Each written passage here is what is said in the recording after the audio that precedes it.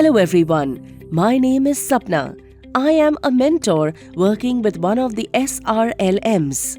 Hello everyone, I am Kusum. I am a Vitta Sakhi and I am supported by my mentor Sapna Madam. NRLM has taken the initiative of supporting women entrepreneurs in SHGs for individual enterprise loans. I and my Vitta Sakhi Kusum will discuss about different aspects related to this initiative, and we hope that you all will also find our conversations helpful. So, let's start. Eligibility conditions and suitable loan source for micro-enterprise loans. Hello everyone. In this video, we will learn about the SHG eligibility conditions for micro-enterprise loans, women entrepreneurs' eligibility conditions for micro-enterprise loans, and the suitable source of credit for women entrepreneurs. Hello Kusum. What happened? You look confused. Hello madam. Yes, I am confused.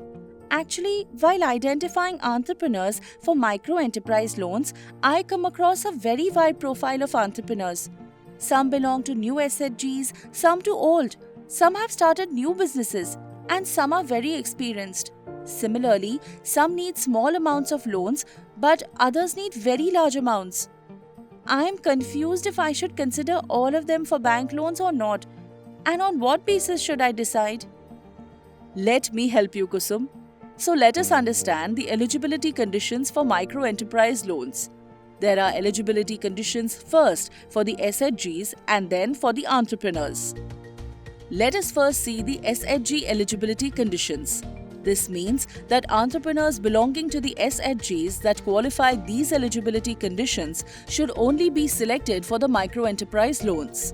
These SHG eligibility conditions are: SHG must follow the principles of Panchasutras, that is, regular meetings, regular savings, regular interloaning, timely repayments, and up-to-date books of accounts. SHG must be at least 2 years old from the date of first bank credit linkage. SHG must have repaid the bank loan regularly. SHG must have repaid the loans from its CBO regularly. Okay, madam. So we must select members who belong to SHGs that fulfill these conditions? Yes, Kusum. After the SHG eligibility conditions, Vitta Sakhi must check the entrepreneur's eligibility conditions. These are: entrepreneur must be between 21 and 60 years of age. Entrepreneur must have KYC related basic documents, that is the ID proof and the address proof in her name.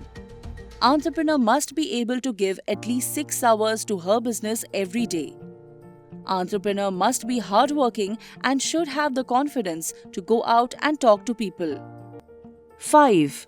Entrepreneur must have borrowed at least one time from the SHG and she should have successfully repaid at least one single loan of minimum Rs 25,000.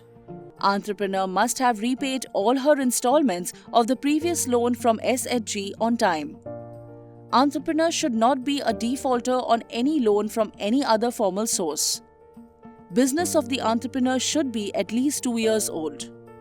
Entrepreneur must manage the business on her own, or if male members are involved, then she should also significantly participate in its operations. Woman entrepreneur should have good understanding of her business like sales, costs, profits, suppliers, etc. Entrepreneur should reside in own house and not in rented property. Woman entrepreneur should have Udyam registration or should be ready to take Udyam registration if needed. SHG, VO or CLF should be ready to recommend the member for the individual bank loan. Member should be able to contribute at least 10% margin money from her own source. This is very helpful, madam. I think it will be easy for Vitta Sakhis to check against these simple SHG and member eligibility conditions. It won't even take much time. But madam, after we have shortlisted candidates using these conditions, should all of them be considered for bank loan? No, Kusum. All entrepreneurs might not be suitable candidates for bank loans. It must be understood that Vitta Sakhis should first explore internal sources of funds for these loans. As a thumb rule, for any loan requirement up to Rs 75,000, Vitt Sakhi should first check if the SHG has enough own funds. If yes, then lend to entrepreneur from SHG funds. If not, then Vitt Sakhi should check if the federation has CIF or other funds from which SHG can borrow. If federation has funds, then SHG can borrow from the federation and lend to entrepreneur. If even that is not enough, then Vitt Sakhi should check if the SHG has undrawn bank linkage funds. If there are such funds available, then Vitt Sakhi should coordinate with the SHG and bank to draw those funds. Mentors or other block level officials will support Vitt Sakhi in the process. If SHG bank loans are not available or are not sufficient, then Vitt Sakhi should also explore any funds available under any existing program of NRLM. Loan requirement up to Rs 75,000 should be fulfilled through these internal sources. For loans above Rs 75,000, Vitt Sakhi should focus on bank loans. This is because for such large loans, banks are a more appropriate source. Vitt Sakhi should check if the entrepreneur is willing to borrow from bank. If not, then she should build awareness and counsel the entrepreneur. If the entrepreneur is interested, then Vitt Sakhis should check if she can qualify bank conditions and take the case forward. This is how Vitt Sakhis should select the appropriate loan source. Okay, madam. So, you're saying that we should not directly consider all micro-enterprise loan cases for bank loans. Especially for smaller amount loans up to Rs 75,000, we must first consider the internal sources such as SHG's own funds, funds from federation, any undrawn SHG bank linkage money or any other program funds available. Absolutely right, Kusum.